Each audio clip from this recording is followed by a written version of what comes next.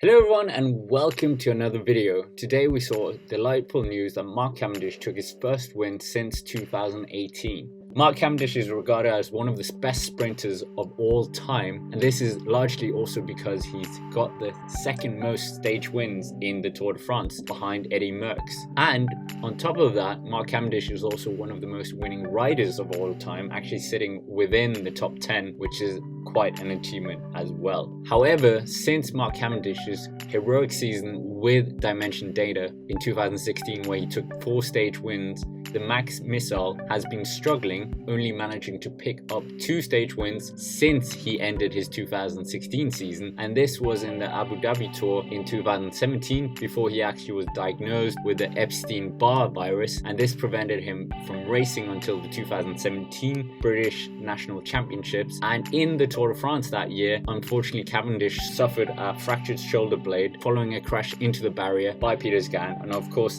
that is a very controversial incident, and I will say no more about that. Anyways, Cavendish's other win was the 3rd stage of the 2018 Dubai Tour. So Cavendish wasn't quite the same rider and wasn't able to reclaim the form he used to have and his successes, and even had a few spells of bad luck, including a very severe crash in Milan San Remo in 2018, which actually caused him to fracture a rib on top of other issues as well. Mark Cavendish was snubbed for the 2019 Tour de France team, and this in turn led him to seek another team in the form of Bahrain McLaren, linking up with his old coach Rod Ellingworth from his team Sky Days. Cavendish couldn't quite find his form that season either, and it was a very emotional Cavendish after the finish in Gent-Wevelgem in 2020, thinking that this was probably his last professional race. Patrick Lefevre, of course of Quickstep, said if it was up to his heart he would sign Cavendish in a heartbeat. Sorry for that pun. But if it was up to his head, he would not go with Mark Cavendish. Ultimately, Lefevre's heart won and Cavendish returned to Quickstep, this time in the form of the Koenig Quickstep, and this was actually the first time Mark Cavendish returned to the team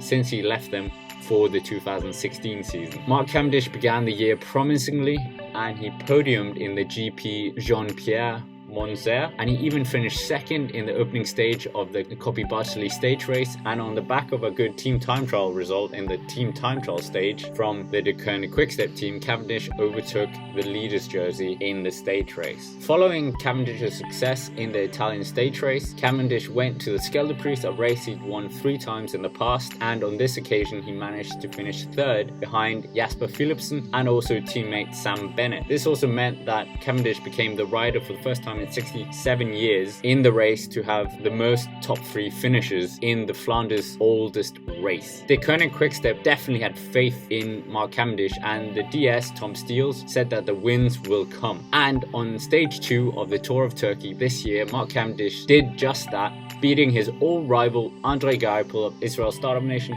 and the youngster and up-and-coming sprinter Jasper Philipsen for the win, and this was the first win for the Max Missile since the 2015 season, where he won stage 7 with Etixx Quickstep, and in fact this was the first win, as alluded to before, for Mark Cavendish since 2018. And of course this win opens up the can of worms that is, can Mark Cavendish actually equal Eddy Merckx's Tour de France record of 34 stage wins? That would mean that Cavendish would still have to win 4 wins in the Tour this year. Is that a bridge too far? Who knows, but it was great to see Mark Cavendish back to winning ways. That's it for this video. Thank you very much for watching. If you haven't already, please subscribe to the channel, and of course, have a nice day.